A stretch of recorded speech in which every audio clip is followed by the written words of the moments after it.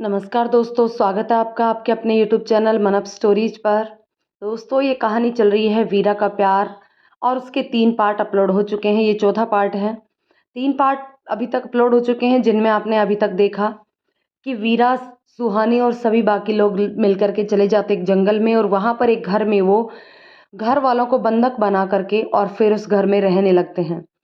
उसी समय जब वो घर वालों को बंधक बना रहे होते हैं, तो मकान का जो मालिक होता है उसके हाथ में गोली मार देता है, जिससे वो घायल हो जाता है और उसकी तबीयत बिगड़ने लगती है। फिर सुहानी उस सोमू को भेज देती है दवाई लेने के लिए। सोमू दवाई लेकर आता है। अब जानते हैं कि आगे क्या होता है, किस प्रकार से पुलिस उन तक पहुंच पाती है और क्या चीज़ें सब आगे होती हैं। तो चलिए आगे की कहानी इस पार्ट में शुरू करते हैं। शाम 5 बजे पुलिस स्टेशन। विनय बाहर से आता है और रोहित को सैल्यूट करके, सर, उस आदमी के बारे में कुछ इन्फॉर्मेशन मिली है। रोहित, क्या? विनय, पूछताछ के दौरान पता चला है कि हाईवे के पास एक मेडिकल स्टोर पर उसे देखा गया है। रोहित खड़े होकर, जल्दी चलो। वो दोनों वहां से बाहर निकलते हैं। थोड़ी देर में वो लोग वहां पहुंचते हैं। वहां सबसे पूछताछ करने के बाद रोहित आसपास के सभी एरिया में फोर्स फैला देता है। रात 9 बजे तक भी उसको कोई सुराग हाथ नहीं लगता। रोहित, इतनी जल्दी कहाँ चला गया वो? उसने जो दवाइयाँ ली हैं वो दवाइयाँ गोली लगने पर दी जाती हैं। अगर उनमें से किसी को भी गोली लगी है तो वो इतनी जल्दी ज़्यादा दूर नहीं जा सकते। वो यहीं कहीं आसपास हैं, पर कहाँ? विनय, सर, यहाँ से थोड़ी दूर एक जंगल का इलाका है। 4-5 किलोमीटर आगे जाकर एक कस्बा है। वो लोग शायद वहाँ छुपे हों। रोहित, फिर सोच क्या रहे हो? चलो वहाँ। विनय, सर, रात हो चुकी है और इस समय जंगल में जाना सेफ नहीं होगा। हम सुबह होते ही वहाँ छानबीन शुरू कर देंगे। रोहित, ठीक है। सुबह 4 बजते ही रोहित सबको लेकर जंगल में तलाश शुरू कर देता है। दूसरी तरफ वीरा को बाहू का फोन आता है। वो उसे बताता है कि पुलिस को सोमू के बारे में पता चल गया है और वो जगह जगह उसे ढूंढ रही है। वीरा फोन कट करके सबको ये बात बताता है। जगू, भाई, अब क्या करेंगे? कल सोमू बाहर गया था। अगर उसे किसी ने देख लिया हो और पुलिस को खबर लग गई हो। वीरा, परेशान मत हो, कुछ नहीं होगा। वीरा ने कच्ची गोलियां नहीं खेली। इस चोर पुलिस के खेल में अपन उनसे 2 कदम आगे ही रहेगा। और फिर रानी भी तो है अपने पास। सब वहां से निकलने की तैयारी करते हैं। सुहानी सबके पास आकर हाथ जोड़कर, हमारी वजह से आप लोगों को बहुत परेशानी हुई है। हो सके तो हमें माफ़ कर दीजिएगा। उस आदमी की पत्नी, नहीं, तुम माफ़ी मत मांगो। तुम तो भगवान हो हमारे लिए, जिसने मेरे पति की जान बचाई। भगवान तुम्हें लंबी उम्र दे और तुम्हारी सभी मनोकामना पूरी करे। सुहानी मुस्कुराकर वहां से निकलती है। वो लोग जीप में बैठकर वहां से निकलते हैं। कुछ दूर आगे जाते हैं कि रोहित और उसकी टीम से उन लोगों का सामना हो जाता है। जग्गू जीप मोड़कर दूसरी तरफ भगा देता है, लेकिन रोहित बड़ी फुर्ती से जीप के टायर पर गोली चला देता है, जिससे जीप का बैलेंस बिगड़ जाता है और वो एक पेड़ से टकरा जाती है। सोमू, जग्गू और शक्ति जीप के पीछे छिप जाते हैं और पुलिस पर गोलियां बरसाने लगते हैं। वीरा सुहानी को लेकर झाड़ियों के पीछे छिप जाता है और पुलिस पर गन फायर करने लगता है। सुहानी, ये क्या कर रहे हो? किसी को लग जाएगी और वो मर सकता है। बंद करो इसे। वीरा, तू चुप कर। ये सब तेरी वजह से ही हो रहा है। ना तो उसको दवाई दे लेने भेजती, ना पुलिस यहाँ तक पहुँचती। जरूर किसी ने सोमू को देख लिया है और पुलिस को खबर कर दी है। सुहानी, ठीक है, मेरी वजह से हुआ है ना, तो मैं ही तुम लोगों को यहाँ से निकालूंगी। वो जोर जोर से चिल्लाने लगती है, बचाओ, बचाओ। रोहित सुहानी की आवाज़ सुनकर फायरिंग रोक देता है। वीरा, ए, पागल हो गई है? चिल्लाती काय को? सुहानी, तुम सबको यहाँ से निकालने के लिए मेरे सिर पर गन रखो और बाहर निकलो। वीरा सुहानी की बात समझ जाता है। वो मन में चालाक है, सुहानी अपने चोट को रगड़ती है, जिससे वो उभर आते हैं। वो अपने हाथ पीछे कर लेती है, जैसे कि बंधा हुआ हो। इस बीच वो लगातार चिल्ला रही थी। वीरा अपने साथियों का इशारा करता है और सुहानी के सिर पर गन रखकर पुलिस के सामने आता है। सुहानी अपनी आंखों में आंसू लाकर, बचाओ मुझे, ये लोग बहुत बुरे हैं। देखो कैसे मारा है मुझे। मुझे इनसे बहुत डर लग रहा है। प्लीज बचा लो। रोहित, तुम सुहानी हो? सुहानी, जी, आप जाने दीजिए इन्हें, वरना ये लोग मुझे मार डालेंगे। मुझे मरने से बहुत डर लगता है। मुझे इतनी जल्दी नहीं मरना। अभी तो मेरी शादी भी नहीं हुई। आपके जैसे हैंडसम लड़का देखकर शादी करनी है मुझे। ये सुनकर रोहित हैरानी से उसे देखता है, फिर कुछ सोचकर, देखो वीरा, तुम चारों तरफ से घिर चुके हो। बच नहीं सकते तुम। इसलिए लड़की को छोड़ दो और खुद को हमारे हवाले कर दो। इसी में तुम सबकी भलाई है। वीरा, ए इंस्पेक्टर, अपन की भलाई का मत सोच। अपन को मौत का डर नहीं है, तू इसकी जान का सोच। चुपचाप जाने दे अपन लोगों को, वरना अपन तो मरेगा ही, साथ में ये लड़की भी मरेगा। सोच ले क्या करने का है तेरे को। सुहानी, नहीं नहीं, प्लीज, प्लीज हैंडसम ऑफिसर, ऐसा कुछ मत करना कि ये लोग मुझे मार दें।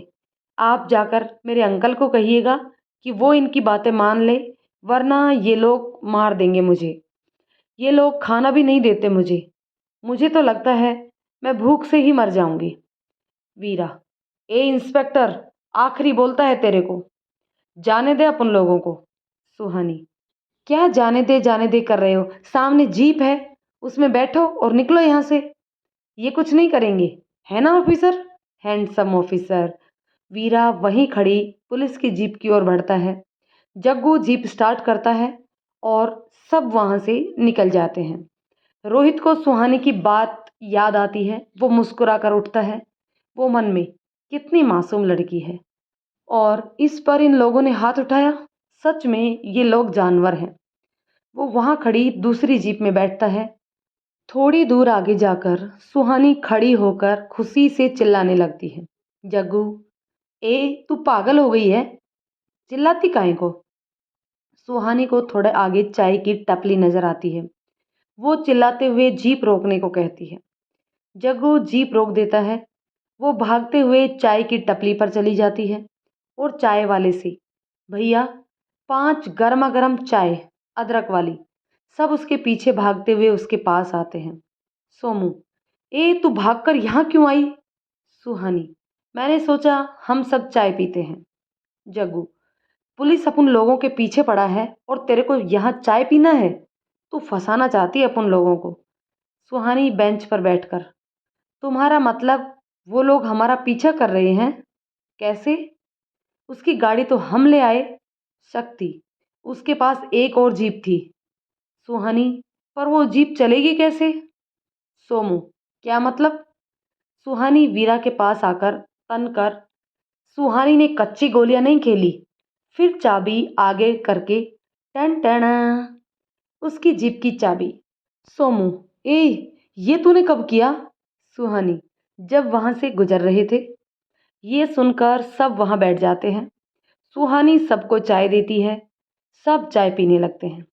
वो वीरा को चाय देती है, पर वो उसे घूरते हुए सिगरेट जलाकर अपने मुंह में रख लेता है। सुहानी, तुम्हें मालूम नहीं, smoking is injurious for health. पता नहीं तुम लोगों को इसे पीने में क्या मजा मिलता है। जग्गू, जो तेरे को चाय पीने में आता है, पर तू ये नहीं समझेगी। सुहानी, मैं क्यों नहीं समझूंगी? जग्गू, तूने कभी सिगरेट पी है जो तेरे को मालूम होगा? सुहानी, तुम कहना क्या चाहते हो कि मैं सिगरेट नहीं पी सकती? कौन सी बड़ी बात है, मैं भी पी सकती हूँ। जग्गू, तो पी कर बता। वीरा जग्गू को घूरता है। सुहानी, हाँ तो दिखाती हूँ मैं। तीनों हंसने लगते हैं।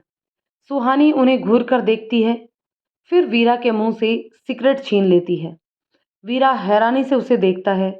सुहानी का ध्यान उन तीनों पर होता है और वो लंबी सांस लेकर सिगरेट अपने मुंह में रखकर जरा सा कस लगाती है। तो उसे बड़े ज़ोर से खांसी होने लगती है।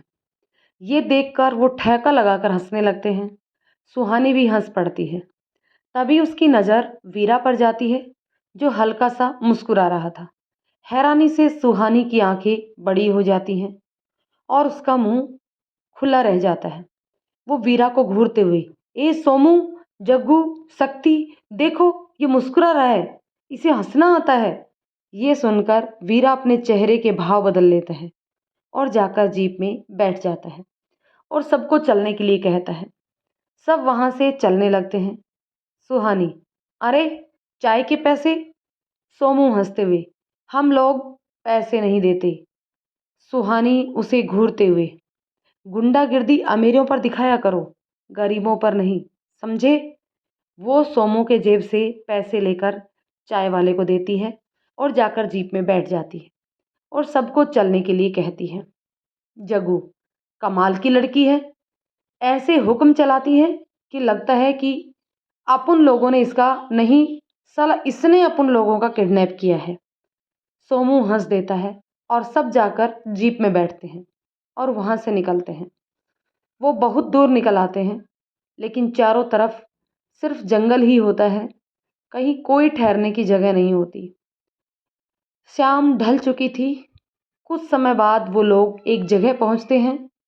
वहां उन्हें जंगलों के बीच एक घर नजर आता है। वहां आसपास दूर दूर तक कोई घर नहीं होता। वीरा सोमू से, सोमू, जीप को यहाँ कहीं छुपा दो, वहाँ हम पैदल ही जाएंगे। वीरा के कहे अनुसार सोमू जीप को वहीं झाड़ियों में छुपा देता है और फिर वो सब उस घर की ओर पैदल ही निकल जाते हैं। वहाँ ताला लगा होता है। वो लोग ताला तोड़कर अंदर जाते हैं। सुहानी घर को देखते हुए, लगता है ये किसी का फार्म हाउस है, छुट्टियां मनाने आते होंगे यहाँ। जग्गू, भाई भूख लग रही है। सोमू, अभी रात हो गई है, सो जा, कल सुबह देखता है कुछ। सुहानी आते हुए, यहाँ किचन में थोड़ा सा चावल और दाल पड़ा है, थोड़ी देर रुको, मैं खिचड़ी बना देती हूँ।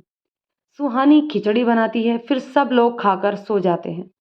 सुहानी कमरे में जाकर सो जाती है।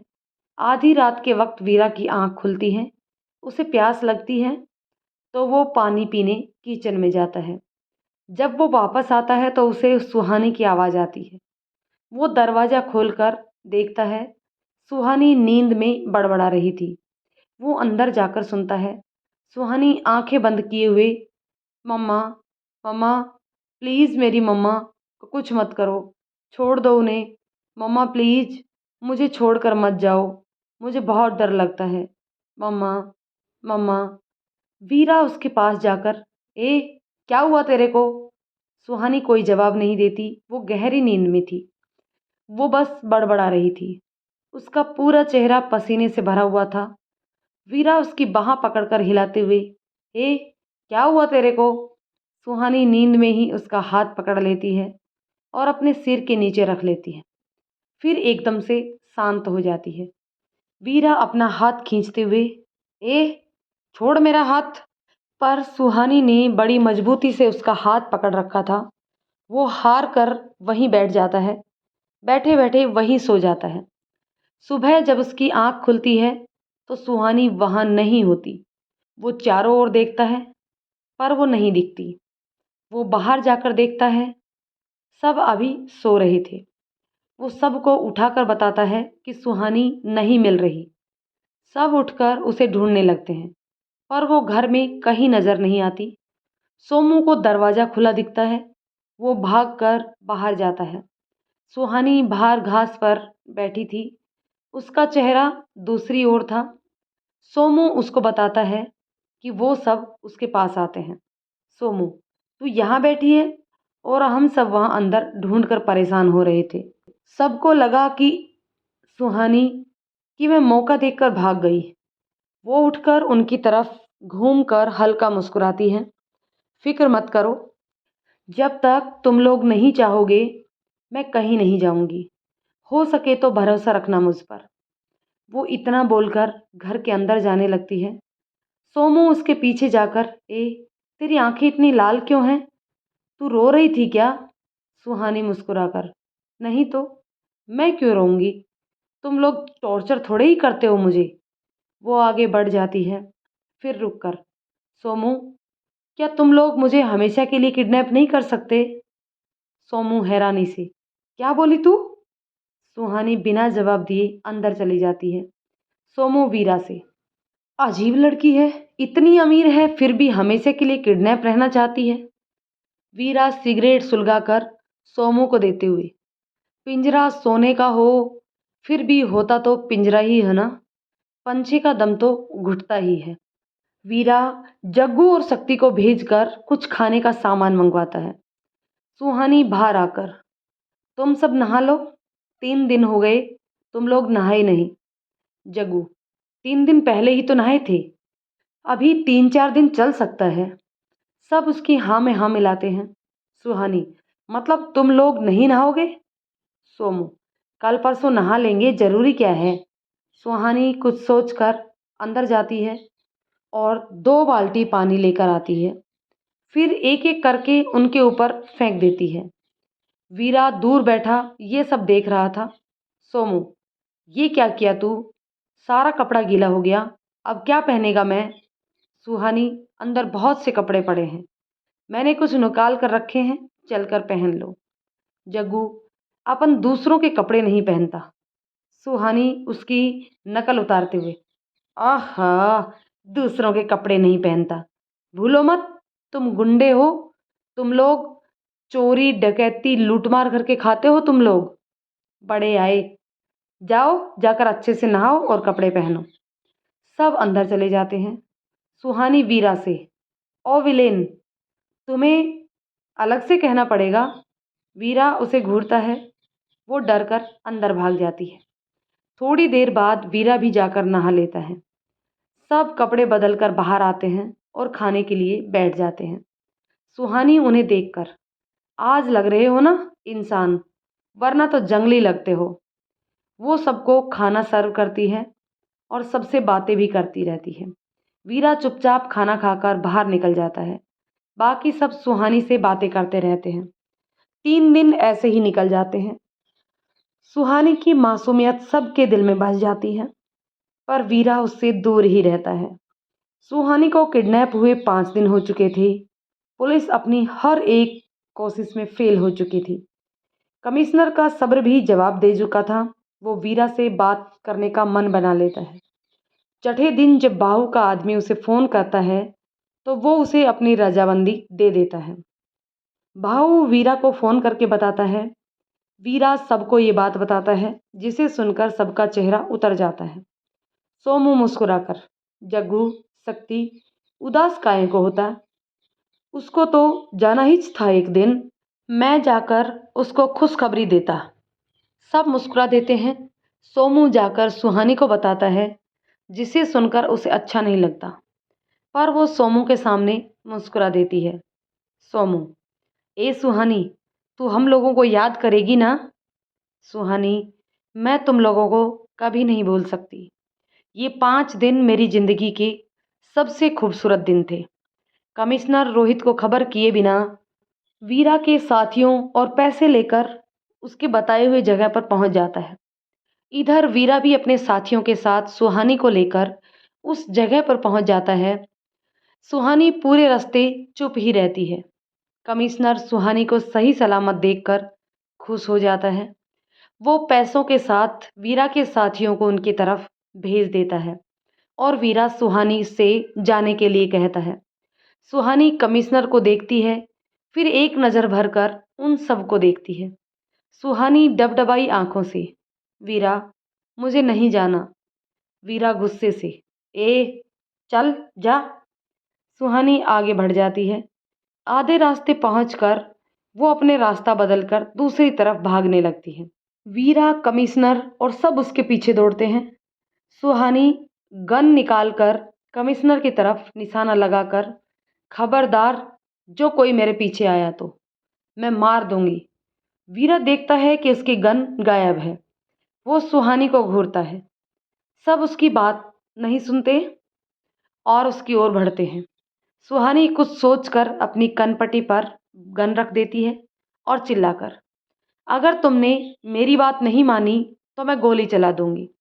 कमिश्नर चिल्लाते हुए, कोई तुम्हारे पीछे नहीं आएगा, तुम गोली मत चलाना। सब रुक जाते हैं। सुहानी पीछे हटते हुए तेज कदम करके भाग जाती है। कमिश्नर वीरा पर चिल्लाते हुए, क्या पट्टी पढ़ाई तुमने इसे? कहाँ गई वो?